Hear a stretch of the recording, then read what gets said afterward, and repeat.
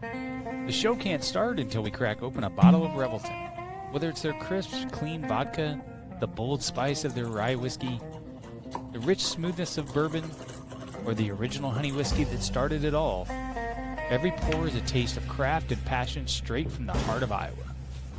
So pour yourself a drink, settle in, and get ready to relax, laugh, and enjoy the show.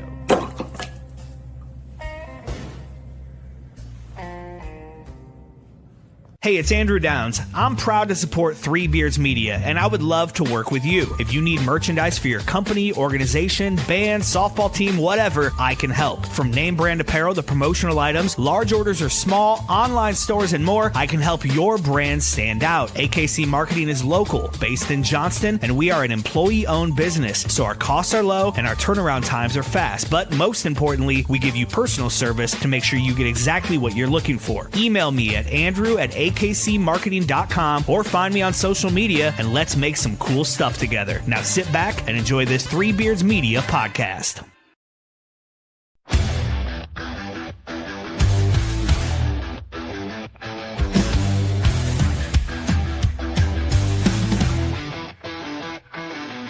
Red and gold on the edge of the sky, feel the rumble, hear the battle cry.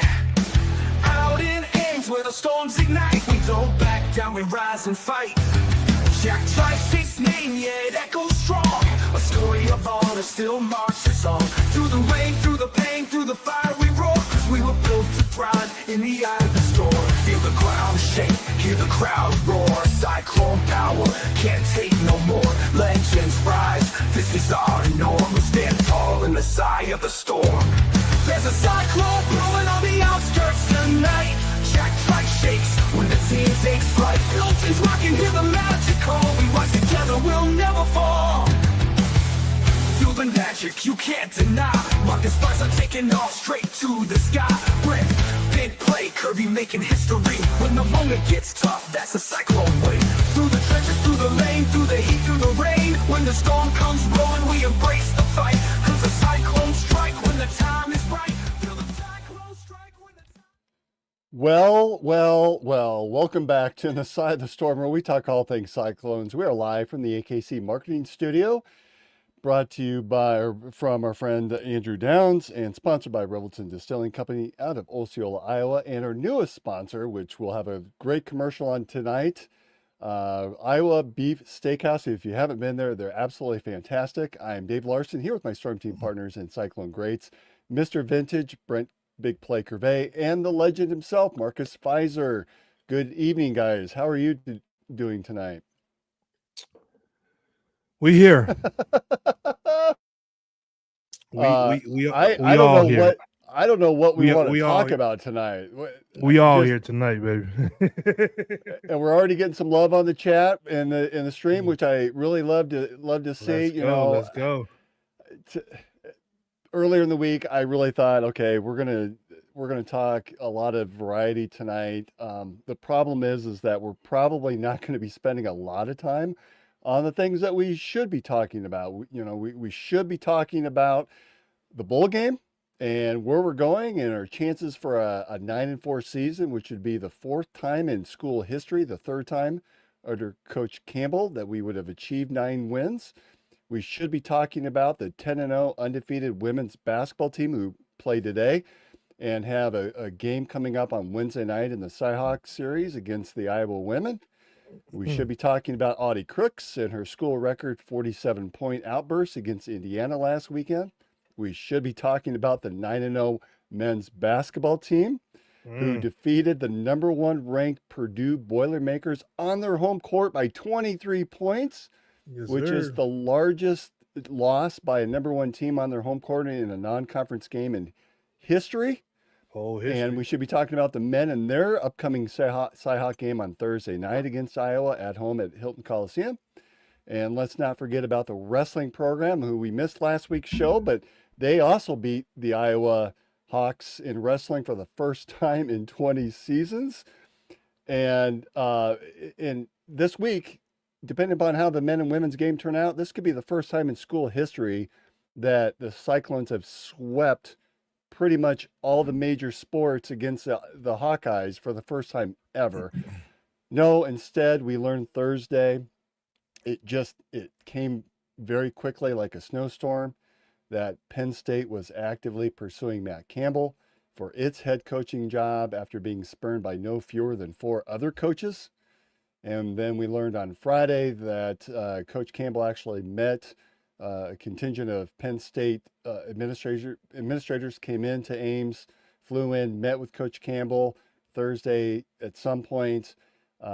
Friday, we then heard the news that Coach Campbell had accepted a deal worth $10 million a season, plus an additional $17 million for coaching staff, plus an additional $30 million commitment for NIL. And then an hour after that announcement, we heard we have a new football coach, Jimmy Rogers, who comes in from Washington State University after spending about 12 seasons with South Dakota State and had a very successful run up there. And then today we're sitting in church and we learn that we're now not going sent out by Iowa State, said that the players had voted against playing in a game. And really there was probably an element that we could understand that who's going to even play.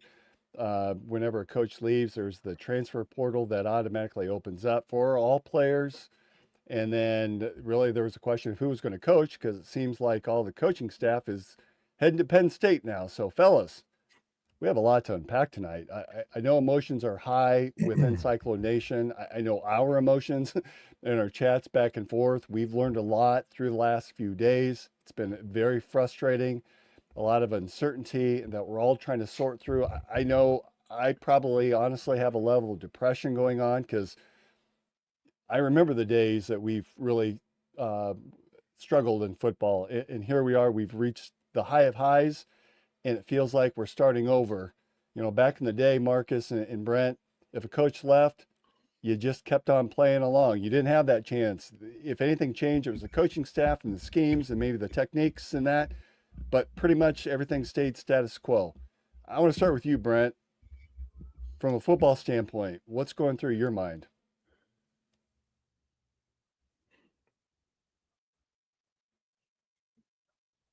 Can't hear you, brother.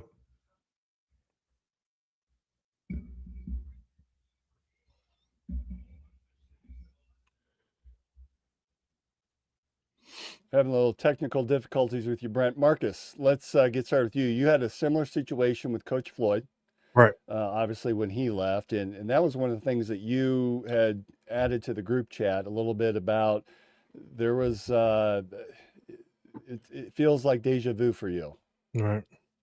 You know, it's always something that you expect, you know, in the climate of collegiate sports, no matter if it's basketball, football, soccer, whatever the case may be. But I think overall, from a fan base and being a fan now of the program, is just, you know, we come to a point in the program now where we're expecting, you know, big time seasons. You know, we're expecting success and across the board, basketball, football, and whatever. And so when it comes to a time where this comes about, we've dealt with the rumors year in and year out. As you know, Coach Campbell has put together some strong seasons. The last, you know, 2 or 3 seasons have been pretty much the best that we've seen in history. So I think we were quiet about the fact of wondering if someone was going to try to come pluck them. But, you know, in the back of our mind, we still thought that there would be a chance that it would happen. And, you know, it seemed to have happened. So to be a student athlete at the time of having, you know, the coach that recruited me to leave and to eventually go into the Chicago Bulls, you know, the dynamic of what it was for collegiate sports is different now. You know, if you transferred, which never crossed my mind, never ever crossed my mind. I think that was one of the biggest things, one of the top topic or question that, you know, a lot of the media would ask me, and I told them it never crossed my mind. I made a commitment to play there, and I was going to finish that commitment. What I came to Iowa State to do. After my freshman year, I wanted to continue on, and I did. But now, you know, where you can transfer and be eligible immediately, you know, the NIL money is what it is. That's, you know, plucking guys from here and there. You know, I got a couple guys that's playing collegiate basketball now that's been in school 3 or 4 years, and they've been on 3 or 4 different teams. And it's just, you know, one of my players, I didn't even know that he transferred, was in a different team this year. I was just watching, you know, college basketball, and it's like, that kid looked real familiar. And come to find out that he's, I'm like, man, but you understand it is what it is. But, you know, it definitely does hurt, you know, the uncertainties of what we're going to expect or what we're going to have. Not to take anything away from Coach Rogers. We, you know, didn't know exactly what we were going to get with Coach Campbell. But he's built the program over the last decade or so. And, you know, we've been accustomed to being a force in the Big 12. So, of course, you know, we wish him the best and you know, hope everything works out for him at his next destination. But we also have the right to, you know, be heartbroken about the situation. Brent, how are you feeling through all of this? You know, you're intimately involved, former player. You've sort of seen coaches come and go. You yourself have been a coach coming into a new situation. What are your thoughts? I mean, it's tough, man. So you know, I was a part of Coach Mack's last years, and even though, you know, I didn't have to deal with the transition, it was still just one of those tough things. I still got a picture, and I'm sitting on the stairs inside the Jacobson, just kind of still in awe that he got let go, and he wouldn't be there anymore, knowing what he had did for the university at the time. So, right, you know, it's unfortunate. So even as a player, it's like, you know, so many memories, man. You think about all the things you did and what you could have done and all that good stuff. But, you know, got Coach Rogers coming in. I guess realistically, we can't do anything but be patient and see what happens. But, you know, Campbell elevated us far beyond, I'm sure, what anybody truly thought. We've definitely been places we've never been and accomplished so many great things. So, I mean, that's a testament to, you know, the process and kind of putting a stamp on things. So, you know, just like Marcus said, man, you know, clearly wish him luck where he's headed to. Can't fault the guy. I'm sure he had his reasons. I'm sure it wasn't easy. It wasn't an easy decision. He recruited all the guys there and, you know, sitting in all those parents' rooms, man, and talking to these people and making promises. It's not easy to do. And then for you to, you know, to leave. So, you know, it's tough for him as well. He's built all these relationships and done so well. So, you know, as a player, all you can do is kind of weigh your own personal options. It's such a different ball game now. NIL has changed everything. It's like Marcus said, he looked up and saw a kid playing, you know, at another school, and he wasn't there last year. It's just the way things are now. And the money that some of these kids are getting, it's changing their lives. So they're willing to take a chance and go to another school that's offering them more money. A lot of times the people that are in their ear saying you should do that probably shouldn't be the ones that kind of help them make those decisions just because they haven't experienced that. But, you know, it's money tends to change a lot of things. But at any rate, man, there's some big shoes to fill. James now. He's left quite the imprint, but I think more than anything, fans really gotta be patient. I know people are heartbroken about the bowl game bid and not going, but unfortunately, that's a trend that's gonna keep going. You know, now how they take that lick on the chin, whatever that fine is gonna be, if they, you know, penalize that to players and make them pay that back, it might change some of that stuff, but. You know, these kids are getting their voices, right? Because they know this is business too, and they're making so much money off of them. They're like, hey, well, I'm not going to do it. Right? They don't want to put their bodies on the line. And the reality is, it's hard to get to go play for somebody else, even if he is within the staff, right? It's like you still got to get up and go play for this guy. Things are going to be ran totally different. There's a lot of emotion behind it, but even that guy might be the head man next year. So, you know, I don't fault the players, man. It's a tough, you know, that's a tough break to have your coach one day, 3 days ago, and then to walk in and not know that and to know that he's not going to be there. I don't know if I want to play either. Emotionally, that's crazy draining. You promised this guy so much, you built so much with this guy, and for him to be gone now, I can't get up for a game. It'd be hard for me too, because there's no students on campus, and we got to deal with learning through social media. That's tough. It's almost like a smack in the face too, right? Not getting that, but as a player. But again, I get it on the back end too, right? It's business. You want to keep those things close to the vest until you know for sure it's going to happen. But it's a tough spot to be in, man. But the guys just truly got to weigh their options. So if they choose to leave, it's got to be what's best for them, because I'm sure the new coaching staff has guys that they want to. So A lot of great points there, Brent. As a coach, and I saw some on social media that Coach Rogers was meeting with the team, try to look in the crowd to see who might be there and who, more importantly, may not be there. What's your message as the new coach coming into the team? What are, maybe from two different perspectives, what are some things that the coach should be conveying to the team, or might be conveying? And then from a player's perspective, what would you want to hear from the new coach? I'm not a fluff guy, so don't bullshit me. Like, just shoot me straight. You want to come in, you're trying to rebuild, you're going to do things your way. I'm okay with that. I just want you to shoot me straight. Like, tell me what your expectations are. Tell me what you plan to do. Don't come in and like, oh, we're gonna win a national championship and I'm gonna make you guys. I don't want to hear that shit. Like, tell me the truth. I just want to know what kind of program you envision and what you plan on doing while you're here.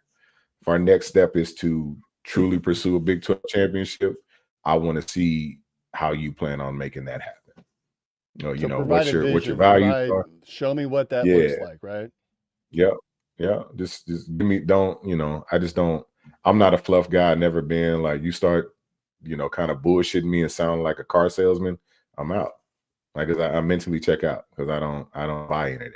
Like, tell me the cold hard facts, what it looks like. So I'm a new guy, but I know how to win. I got a 33-9 record as a head coach, so I understand how to put guys in places. I know how to do X, Y, and Z, and I'm going to focus on that to take this program as far as I can take it. Like, give me that. Don't shoot me. Yeah, we're going to win no matter what. We'll win 12 games next year. I don't want to hear that shit. Like, tell me, shoot me straight. So Marcus, you went through this then when Coach Eustace, what was his initial speech like when he met with the team? You talking about over 25 years ago. But I don't remember the speech. More so his scowl on his face. But for the first year, it's going to be a struggle because. But did he meet with you one-on-one, or did he meet collectively as a team? Okay. Of course. I think his biggest thing early on was he was apprehensive about me transferring, and I reassured him that wasn't happening. He was a little bit more soft-spoken in the beginning until I told him that news, and then he flipped into Larry Eustace. And once he turned into Larry Eustace, that, everything just went downhill in terms of what we were used to coming from Tim Floyd to, what he was going to implement. And we struggled that first year. You had some holdover guys from the year before. You had some guys that were, seniors that were, going to be, graduating and things like that. And then he had guys that he was bringing in. And, we finished 500 my sophomore year. And then the next year, my junior year, is the year that we had, the greatest, season in basketball history, a little bit. But yeah, I mean, once we got to it and understood what he needed from us, no matter how hard it was, no matter how easy it was, no matter what it was, we knew what to expect. But it was not easy at all.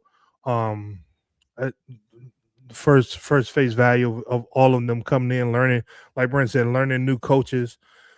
One of the biggest things they want to do is, for whatever reason, change the culture. Even if it was a winning culture, they try to change the culture and things of that nature. And again, for the holdover players, that's a strange dynamic to be even faced with while you're trying to, you have in your mind the things that you've done to have success. I hadn't had much success as a basketball player other than being a freshman of the year, so I thought I was rolling a little bit, but I understood when he came in what he brought to my game, what he brought to us as a team, and we continued to grow. And, we had pretty good seasons after that. So, it just come to guys buying in, new guys coming in, guys leaving, guys staying, or whatever the case may be. Because like Brent said, I mean, you got to understand where it is right now in collegiate sports where these kids are able to be paid. Back then, it was you was trying to become a pro to make, thousands or hundreds of thousands of millions of dollars. Some of these guys are not going to be pros.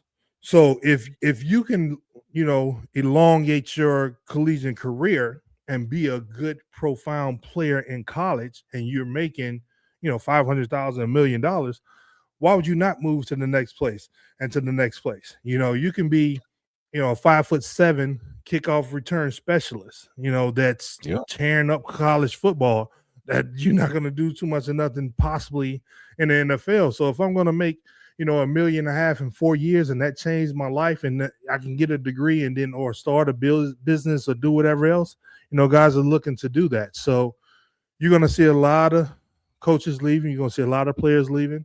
And it's just where we're at right now. So for me, the opportunity wasn't there in terms of being able to transfer or make more money or make any money for that value or anything like that. So my biggest thing was to finish what I started at Iowa State. I knew what legacy, Dedrick Willoughby and Kevin Cato and those guys, J.C. Holloway, them left before me. I wanted to build on that. Sean Bankhead pointing at the Big 8 trophy. That's still one of my favorite memories and pictures in my mind, seeing them do that. Even though we weren't going to be in the Big 8, we're in the Big 12 now. I wanted to be on that same stage to bring that same type of trophy home. And that's what I wanted to do. And that's what I, committed myself to doing. And that's what I accomplished. And let's be honest, guys. I mean, this is a form of therapy for all of us and for all of Cyclone Nation. This is so raw. This just happened. We feel like we got punched. We feel like we've been stabbed in the back. We're confused. No one knows what the hell is going on. And it's so frustrating because back when you guys were playing, this free agency mentality just wasn't there, right? You had opportunities, yes, but we could turn over 50, 60, 70% of this year's team that saw a lot of success. We were just in the championship game a season ago. We were ranked, 14 earlier this season, 5-0 with an opportunity to keep progressing forward. We had the stumble during the middle of the year with 4 losses and then rebounded with 3 losses. Again, we had a chance to win 9 games for just the 4th time in school history. Yeah. Coach Campbell has set a precedent, right? We've won, I think I read somewhere that he had 8+ wins in 5 seasons. Well, before then, in the 30 years before, we had won 8 games in just 1 season. So just the success that we saw in Marcus, you alluded to it. You saw the successes, and then not only did you carry it forward, but you created your own legacy. And I would hope that the players have that opportunity and they hear what they need to hear from Coach Rogers, that you can win here. You can go to championship games here. You could win championship games here. And if you win the Big 12 championship, you're in the playoff. That's not certain wherever you go. You have a chance to create a new legacy in Ames. It's not, but dealing with the NIL and things like that, it doesn't matter. It can be a smaller school that's telling you, well, we're bringing in, and they're dangling money in front of you. The uncertainty. Well, if I'm going to get more money and I'm going to get a new coach anyways, I might as well, go get more money and get a new coach from a place where, I'm starting over fresh and trying to get, footing somewhere else. You never know. All kind of things are playing in these kids' mind. The rumors of what Deion Sanders did, first day when he came in and told, players that, get into the portal, whoever. Like, yeah, I'm give you you never know what's going to happen. So, Although Sanders, that Colorado team, they sucked. I mean, let's be honest, they were not a good yeah, team. So yeah. if you want to But encourage those kids to transfer, I can get that point. But I mean, how Iowa how State, we were just in the championship game a year ago. but how good was what is it, Washington State? How good were they this year? Well, and they're in that depleted Pac-12 or Pac-10 or whatever they're calling it conference. They're the leftover between them and Oregon State. They went 6-6 this season. They lost Okay. several close games. I think their 6 losses were all against top 25 teams. So pretty decent program for a first-year coach that's trying to put pieces together. We have to give him credit for that. Yeah, That's tough yes. to do. So if he has some players that he felt very strongly about, and these kids may be thinking, just like Brent said, let us know what's going on. Are you bringing guys in, or like what are you doing? I'm quite possibly the NIL or the collective at Iowa State may be a little bit bigger than Washington State. You never know. The Big 12, it is what it is. So guys are going to be apprehensive, one way or the other, and they should be right now. And I think what's so frustrating, this whole situation's frustrating, right? I mean, we find out today there's no bowl, and I think it's something a lot of us as fans, we live and die with the Cyclones. This is our team. This is our school. We all went to school there. We're alums. We're graduates. We're fans first and foremost, and not have the opportunity to see this team close out. It's so frustrating to see. We put a lot of heart and soul, money, tailgating. We purchased tickets, season tickets. We bought the merch. We've tailgated. It's just, that's what's so frustrating, not having closure on it. It just feels like we were robbed. And it doesn't feel right. Yeah, I mean, you know what? It's I get that too, man. I think what people still have to understand is things trend now with this generation. So whatever is hot, that's what they're gonna do. K-State was the first team to do it. And now kids are like, hold on, we can do that? Yeah, okay. Their head coach left too. Or retired, sorry. So you know what's gonna happen if my head coach leaves? Fuck that. I'm not playing. Who wants to play? So I'm saying mentally, emotionally, they're done. Because you know what else happened? Their contracts were over after the last regular season game too. So now these kids are talking about re-signing contracts for the next year, for the next calendar year season or whatever that is. And God forbid anything happens in this bowl game. Guess what? All that money that they were making, it's not going to happen anymore. That's why it's NFL. The thought of NFL happens, right? So it's same thing up there. You get hurt, you're not about to get that contract.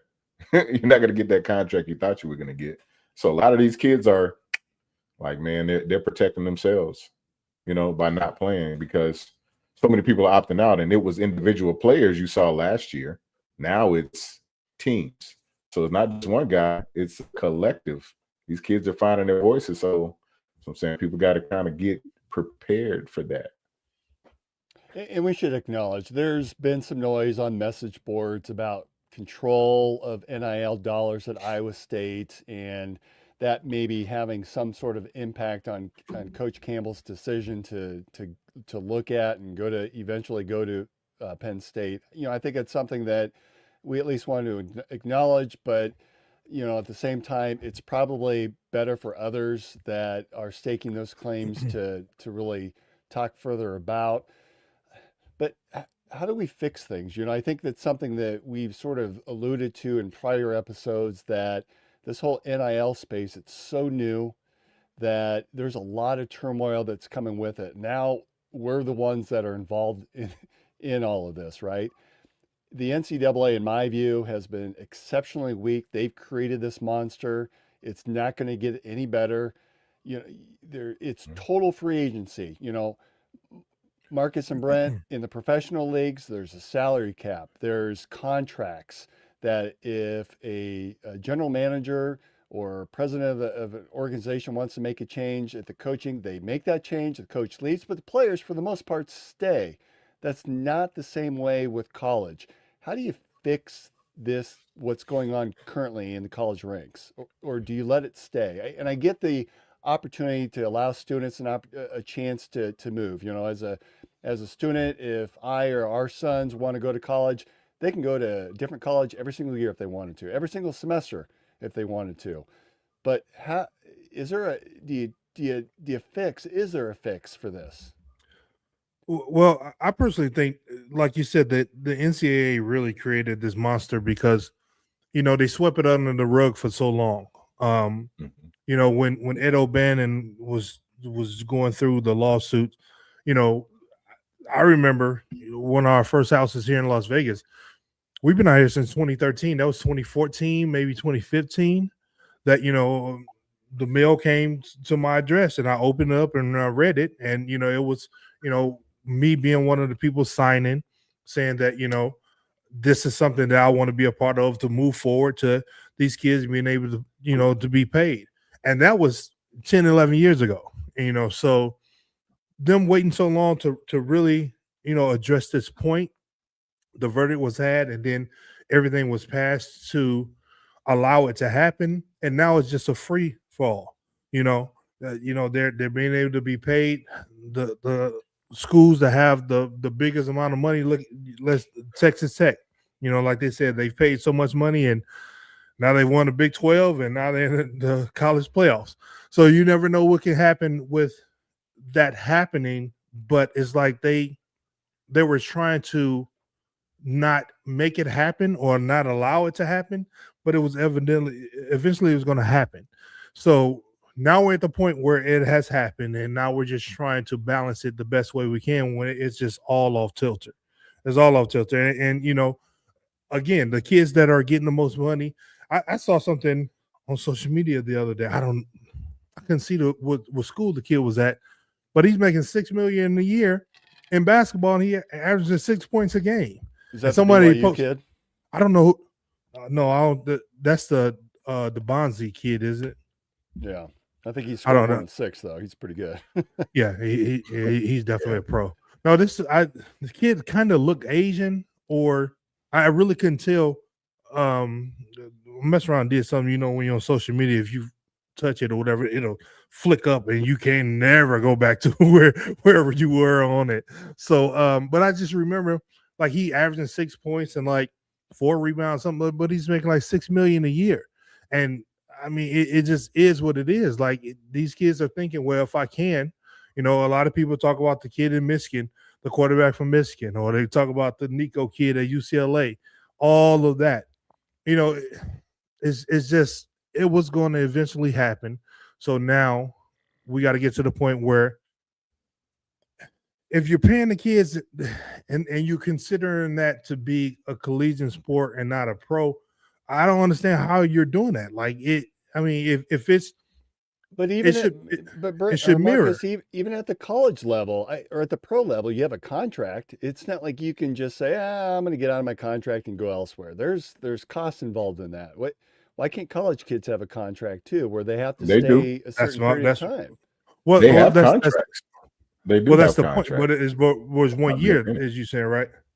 Mm-hmm. But that's the thing. Like, it has to be figured. It has to have some tough stipulations within it that's going to be able to give the universities and them leverage over everybody bouncing around and this happening and that happening. Again, they should have really been trying to figure this out beforehand. The NCAA makes billions upon billions. So, what are you going to tell the king in the king's tower when you got all of the money? Yeah. When the servers figure it out, and now they're just trying to get some of the riches. You're trying to now backpedal and see how we can make this work, but you should have been figured this out. Yeah. And here's a message. I don't know if this is addressed to you, Brent, or not, but it says Curve got 3.3 mil, but did they say Rocco cleaned out his locker? I've not heard that. I think we're going to learn a lot in the next couple of weeks, maybe as early as this week, about the status of some of these players. I think that who stays and who goes will be a very telling sign of the direction of the coaching staff. Listen, like Brent said, I'm a realist. As much as we love Rocco, I don't see him staying. I just don't. To be able to go with the coach possibly. If Well, I there didn't were necessarily, reports last year that Rocco turned down a considerable amount of money to stay at Iowa State. And Campbell was still his head coach. but Campbell said right. Correct. Right. Correct. So, So now there is Coach a strong, Campbell's there is gone. a strong chance. I would hope that he would stay for a senior year. I think that to start anew with a new staff, unless he were to go to Penn State, Not gonna happen. I just think that there's challenges there. Now, granted, I think there's a certain comfort level. But and maybe this is the Cyclone of me saying, "Stay, Rocco, stay. I want you to stay." I think that's the what it Cyclone is. in you, Yeah. because with 30 million in NIL money, that team is going to be built around him to, progress his talent and everything on, and his bag is probably going to be a little bit bigger. So, again, we're talking about these kids being able to do that, and if you're able to do it, you can't fault them if the coaches are able to do it. I mean, that's Brent, what were you you gonna said add it just there? a second ago. You said it just a second ago, right? Like he was offered more money and turned it down. Well, he's going to be offered more money with his head coach and probably a lot of his guys. He ain't going to turn it down this time. I mean, I wouldn't. I mean, that's the reality of it. I don't want to go into my senior year starting over. Like I had friends a part of the Gene Chizik change and started over. Shit sucked because they talked about it all the time. I hated the coaching staff because they pretty much said, I don't care what you did before. You're not a part of the team now. So you can't be here. Okay, cool. So, the hell with them. But these kids are going to do what's best for them, man. So that's what I'm saying. Like fans you almost have to adjust your thinkers just a little bit and think, what would you do in that situation? Because it seems it'll be great to stay here, loyal, forever, true, all that. But reality is money talks. Not to mention comfortability too. Because if Campbell takes his key guys, the coach that brought in those really good players, which I would suspect he would, a lot of those kids are gonna try to follow, right? So that'll leave the other guys that, weren't up there, that'll kind of remain type of thing. But that comment that's a good comment. I mean, it's good to have a GM to manage the NIL, but the reality is you need really big donors no matter what. That's why those Texas Techs and all these other schools are doing so well, because they have heavier sets of donors that come in and are throwing money at the pot. That's not going to happen here, unfortunately. It's a legitimate question, right? Regardless, in today's NIL, and we're not going to go into a lot about the behind the scenes and what's being said on the message boards, but I think it's a legitimate question. Should athletic programs at this stage with NIL dollars out there, should there be a separate person that just sort of manages, like a salary cap guru that manages sort of where the dollars are going and making sure that those thresholds are not being overextended? Well, I think 100%. Not even necessarily a guru, just a different entity, just a different person that's focused on what GMs do. The AD have to do different things to run the program or whatever. A GM for football, GM for basketball, GM for all of that. It should be that one person, to put together what needs to be had and what needs to be done, for that 1 year or 2 years, however you figure it out. Because otherwise, we're going to stay like this. We know a guy like Rocco Beck has NFL talent, but this is football, and he's one hit away from never playing again. Well, Rocco and Carson Hansen, and all of that, Raymer. I mean, there's all a lot of guys that have NFL talent. So if he can get 5 million, 6 million, 7, whatever the case may be, and God forbid, knock on wood, something like that happens.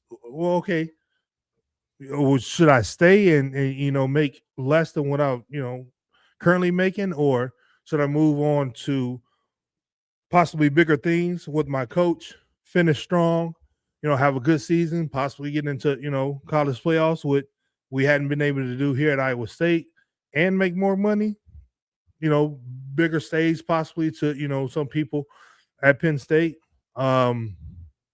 Coach Campbell is there. Hey, I don't see him turning it down. Hey, we should take a break. We've been on pretty long here, and I need to freshen up my beverage. So let's take a quick break here. We're from our sponsors, and we'll come back on the other side. Making great tasting bourbon requires the perfect combination of ingredients, conditions, and time. The longer it rests, the better it tastes. Revelton Distillery's new single barrel bourbon is made from 80% corn, sourced 100% from Iowa farmers.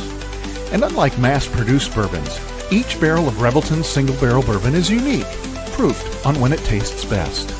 As they like to say, it'll be ready when it's ready.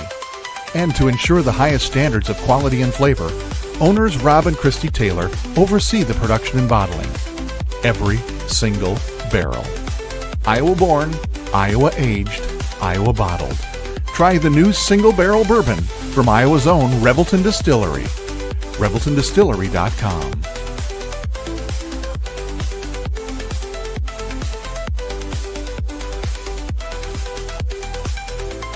In the heart of Des Moines, one name has stood above the rest: Iowa Beef Steakhouse. Step inside, and you enter a place where tradition still matters, where the atmosphere feels familiar, warm, and unmistakably Iowa. Here, every guest is welcome like family, because that's how it's always been. Service isn't rushed, it's personal, attentive, and rooted in genuine care. And before the main event, the freshest start in the city, our signature salad bar, crafted every single day. Then comes the reason people have returned for generations: Iowa beef, hand-seasoned with pride, guided by flame, forged by heat. This is where flavor becomes legend. Served with the same care it was crafted with, a meal meant to be remembered. And whether the night calls for bold, smooth, or something in between, our bar offers a selection as rich as our history, including the old-fashioned we've become known for: balanced, timeless, unforgettable. And long after the fire cools, the glow of this place stays with you. Iowa Beef Steakhouse, 1201 East Euclid Avenue, Des Moines, Iowa, where Iowa comes for steak, done right. All right, we're back to In the Side of the Storm. Fellas, have you been to Iowa Steakhouse? No, I'm not. It's phenomenal. You got to get out there. Really good place, really good meat, and just a fun vibe, fun environment. So if you have a chance to get out there, please do so. Hey, it'd be a great spot to go on Wednesday night and Thursday night before you head up to Ames for the Cyhawk game, for those fans that are making the trek up to Ames. So we were talking about the coaching and some of the things that are going on behind the scenes. And can we take anything away from the fact that they're not playing in the bowl game? Is that a sign that we're going to see a large number of players move to greener pastures? Or is this a, hey, we don't know what to expect, it's in our best interest to just sit back and hear from the new coach? Any thoughts on that? Does it mean anything either way? I'm gonna let Brent handle this. I mean, like I've been saying, man, I think it's just smarter for people to just, unfortunately, be patient. They're not playing a bowl game, so now you know you got time. You don't have to rush and tune your TVs for nothing. You don't have to plan any travel. I would just sit back and just kind of see how things unfold, because reality is the big question is going to be the portal stuff. Got a couple young guys already hopping in, but still got a little time before that window opens up. And, you know, I would just wait and see what happens.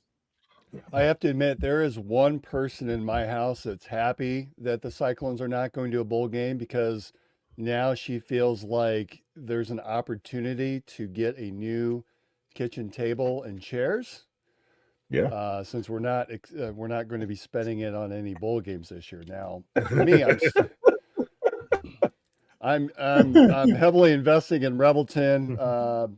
This has been a long few days for us to be able to sit back and watch this all unfold. It's been frustrating at the same time. Now, we have a new head coach coming in, Jimmy Rogers. You know, if you're Jimmy Rogers, first of all, how cool is it to say that Ames is Mr. Rogers' neighborhood?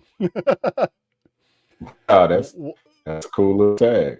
That's Yeah, all right. that is kind of neat. What's your recommendation? He is meeting with the team today, or we saw some things on social media. What are his initial steps? I would assume step one is to talk to some of these players, Carson Hansen, Ben Bramer, Rocco Becht, and just feel them out, right? Is that his first move?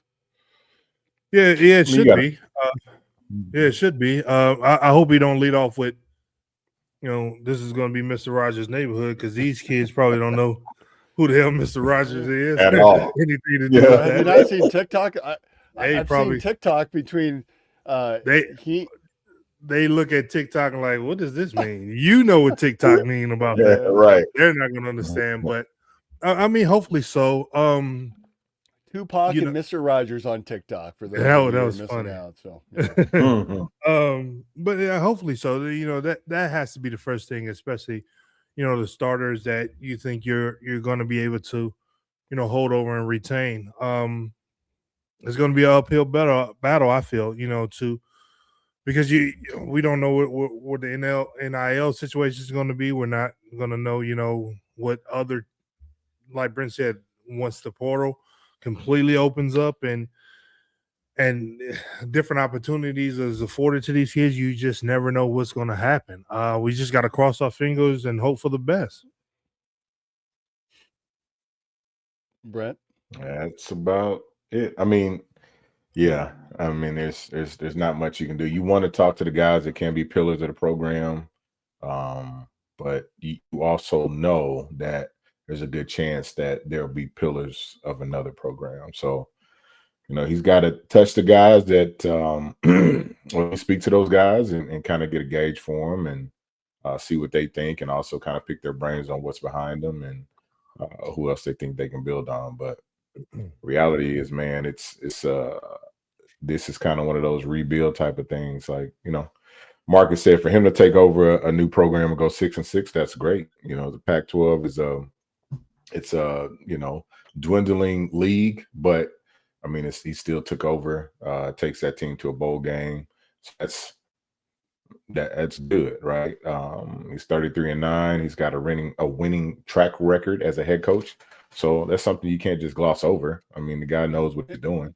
and he won a national championship at FCS level, national championship at South Dakota State. So he's had some success. He knows how to coach.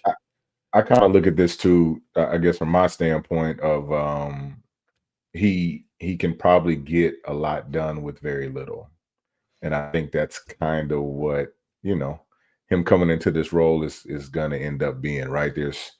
We're in the Midwest, there may not be such a huge NIL budget. So what can you do with what we kind of allot you, so to speak? So I think given where he's been at and what he's done, I think that's the purpose of the hire. In my eyes, again, I don't know, but it just looks like you come from a South Dakota, you go to a Washington State. I'm not sure what it looks like NIL wise. I'd imagine the budget's not huge.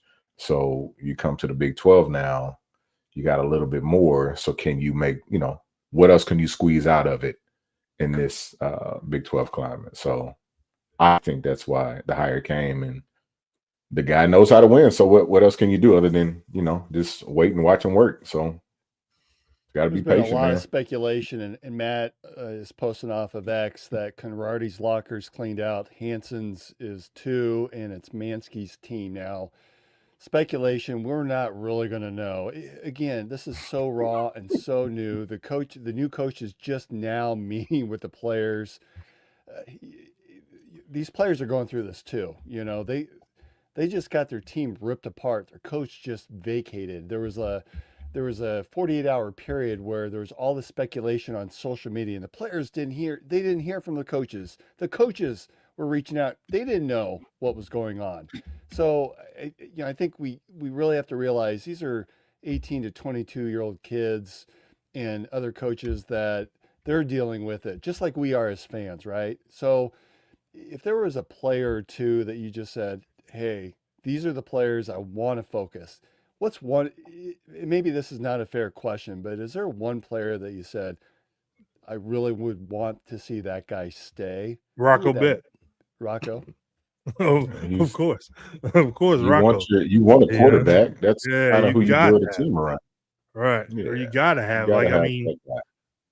Well, he's Moberly been our and starter. Mansky has shown signs too. I mean, they've been very impressive in those opportunities where they've played. So I Yeah, think that if they were to stay, that would be a good sign. But you're thinking if Rocco stays, that sort of settles the ship.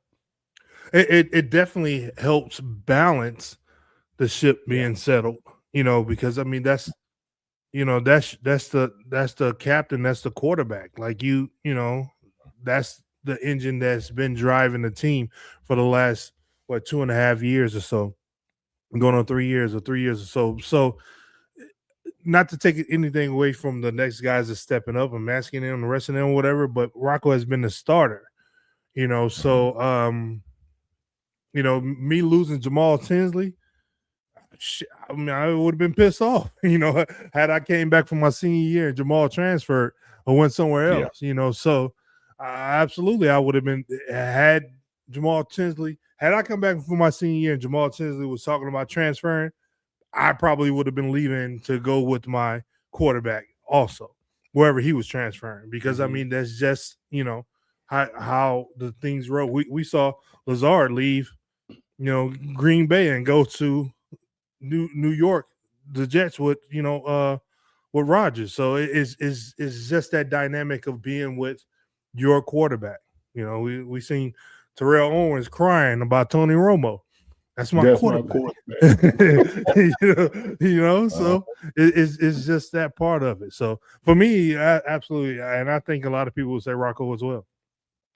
Were you surprised, Brent, that that Jamie Pollard announced his Coach Campbell's replacement? We're talking within an hour that the replacement was announced. I sort of thought it might take a few days, but an hour. Were you surprised by that?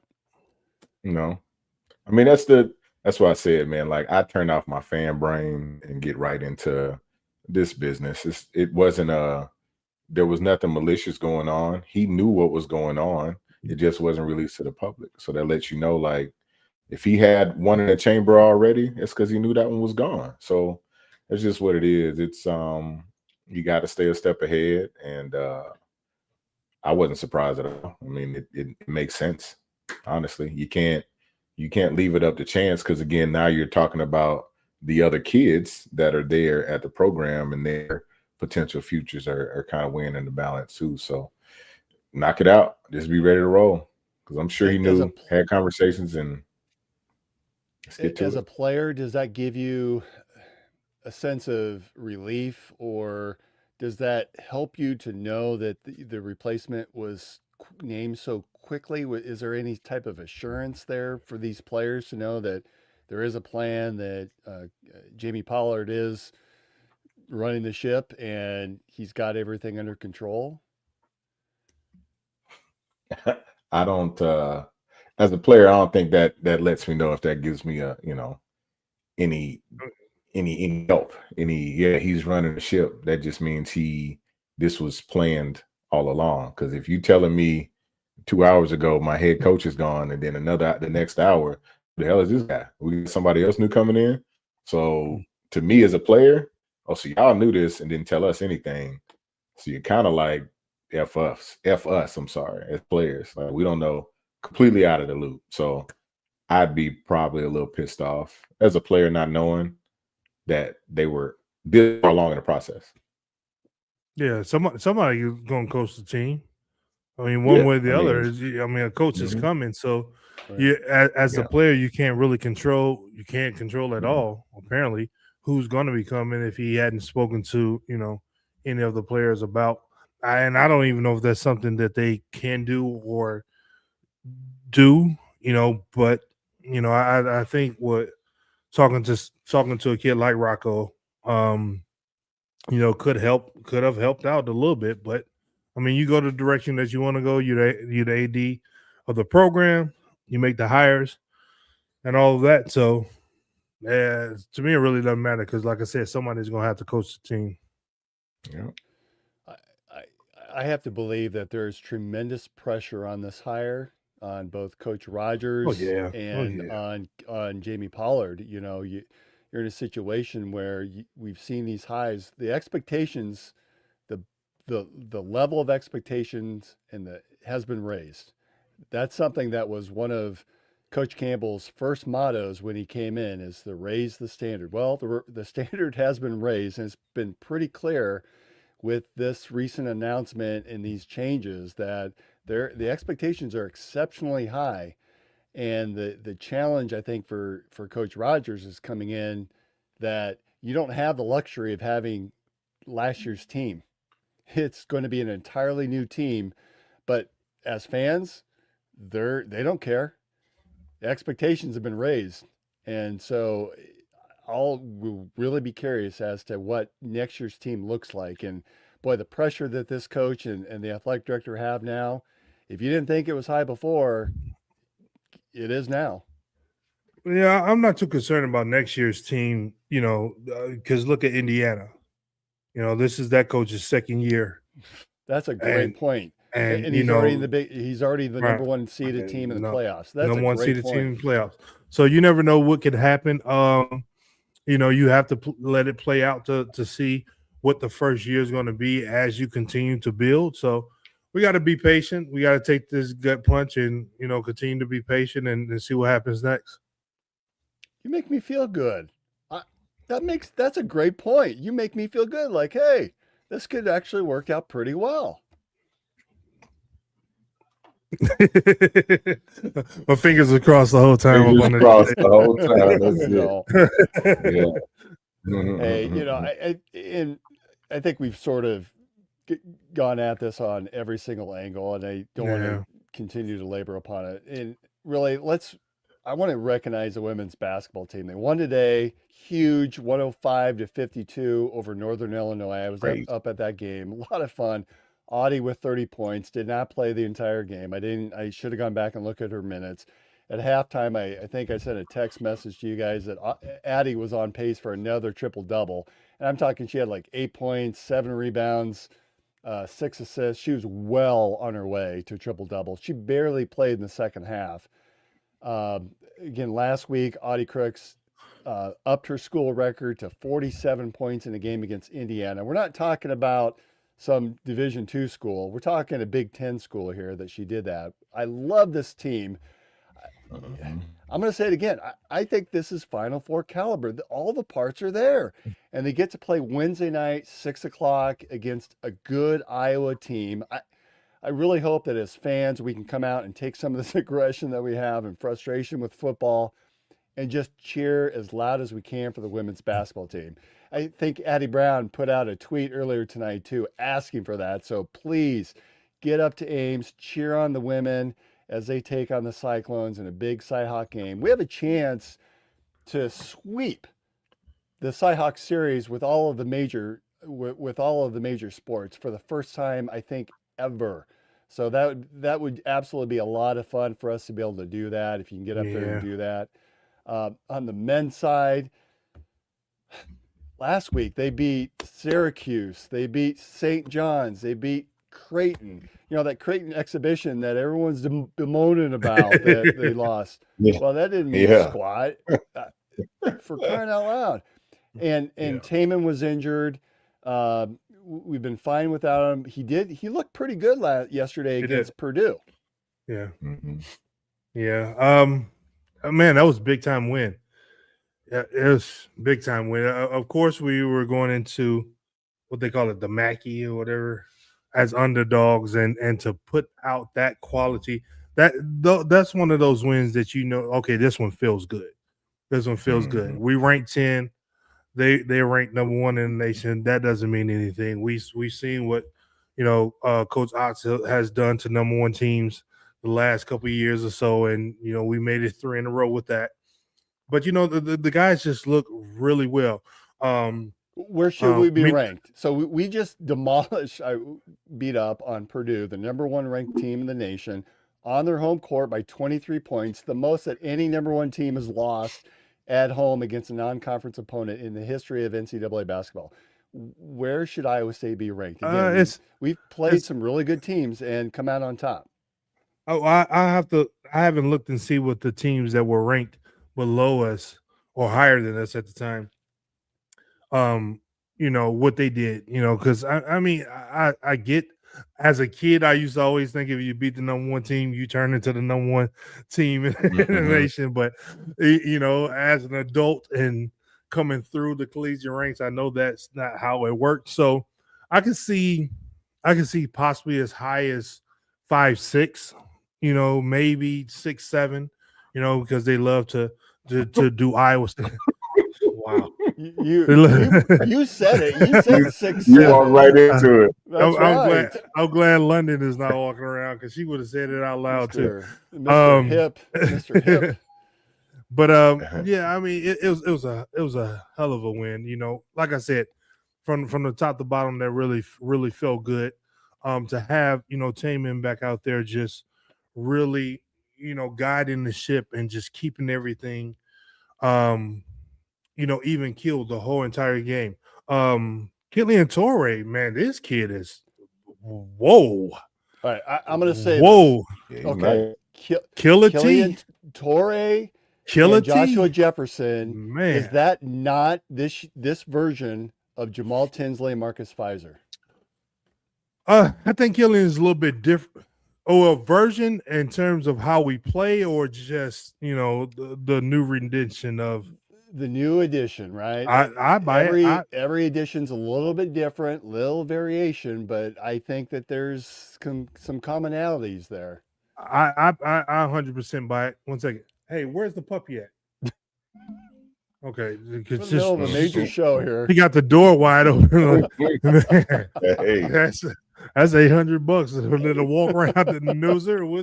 But so you did bring the puppy. Yeah, we got to know where he at. Oh, we end up keeping it. Like the kids. Oh my God, the kids fell in love with it, and that was it. But I mean, I love the kid. Like he plays with so much tenacity on defense. A little bit different than Jamal, even though I always love my general. He played defense when he needed to with his wingspan and get steals and stuff. Larry Eustace absolutely loved that. But it's, man, the tenacity that he's so tenacious about the defensive end, and it makes us get so many fast breaks and get up and down the floor. And Josh is just steady. He's just 100% steady. He takes the shots where he should.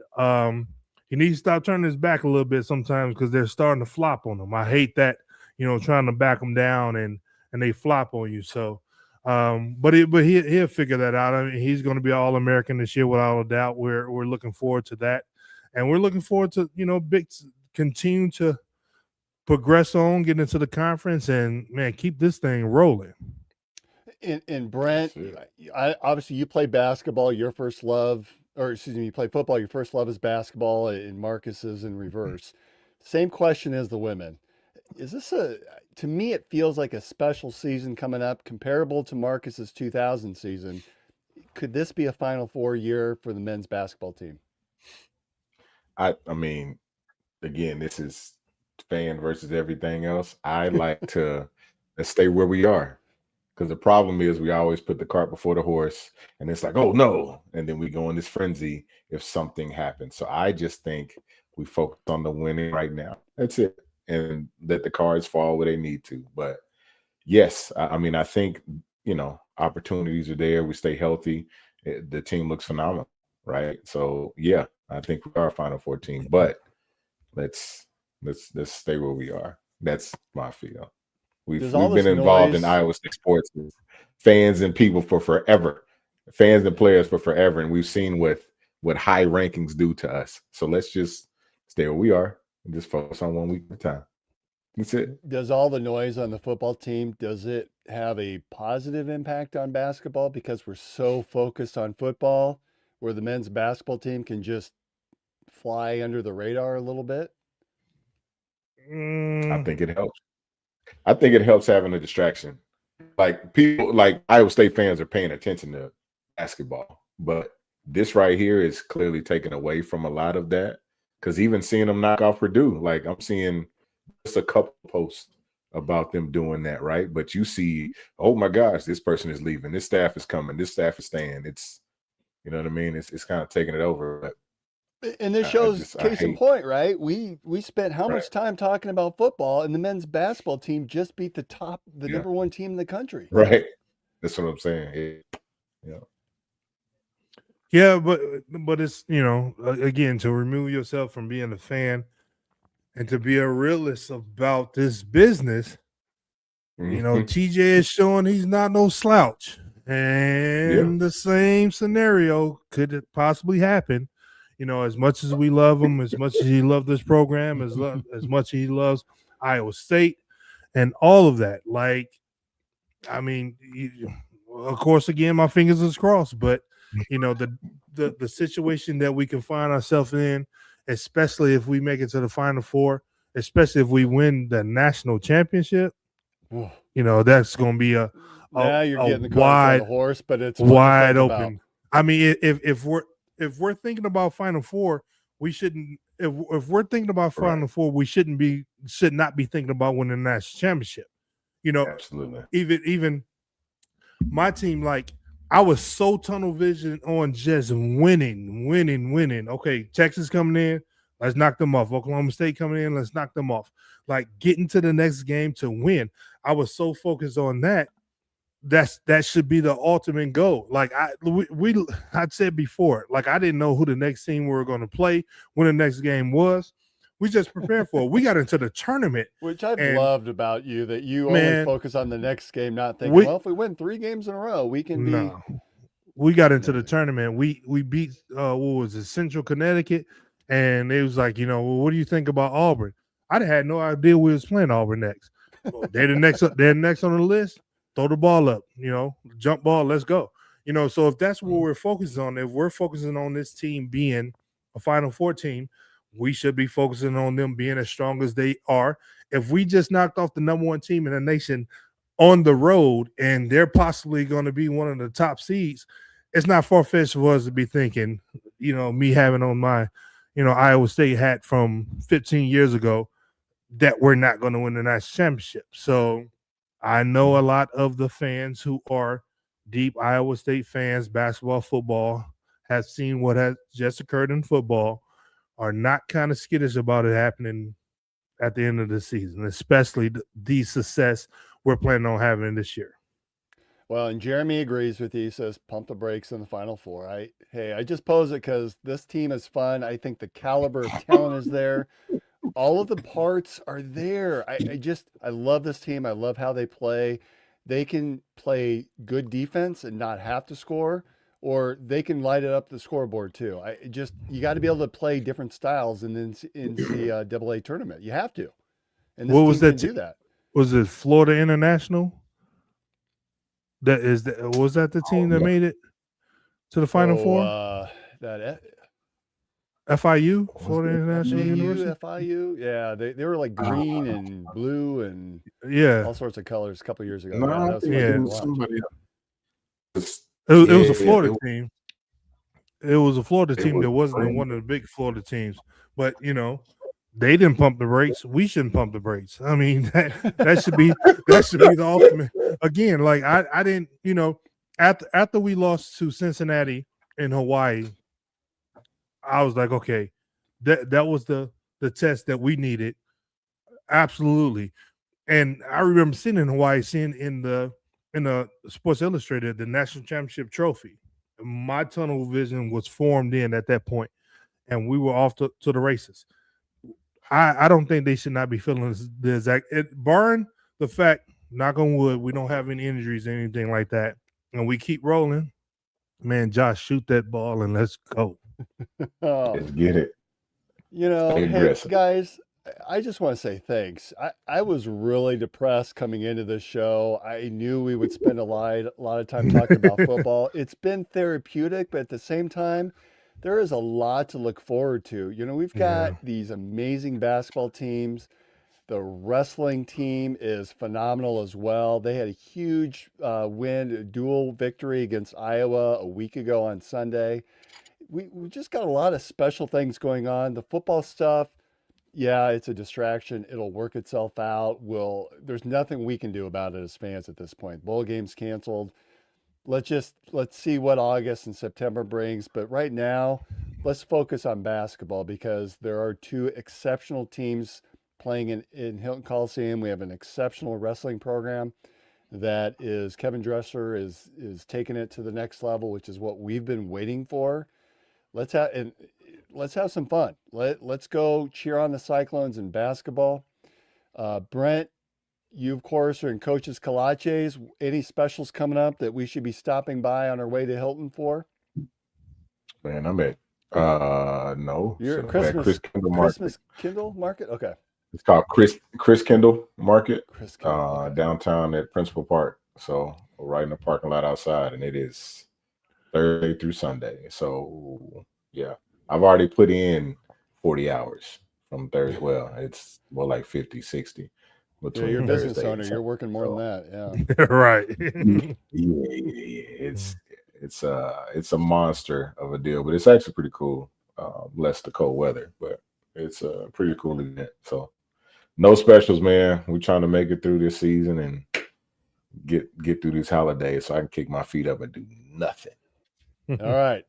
So get in, visit Coach's Kolaches, and remember our sponsors. Again, Revelton Distilling COmpany. And if we've learned anything tonight, we might need a little bit extra.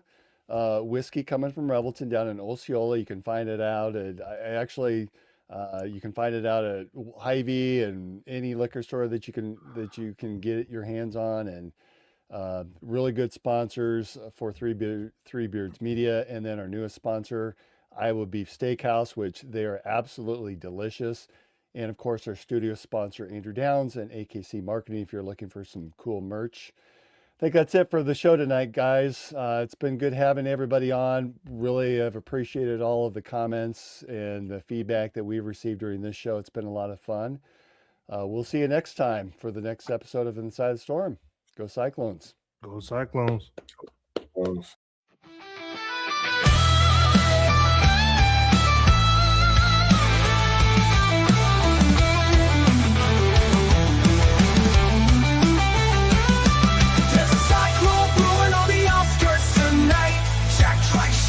When the team takes flight, Hilton's rocking, hear the magic call. We rise together, we'll never fall.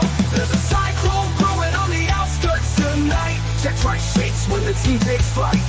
Hilton's rocking, hear the magic call. We rise together, we'll never fall. CYCLONES, Cyclone Nation, we're the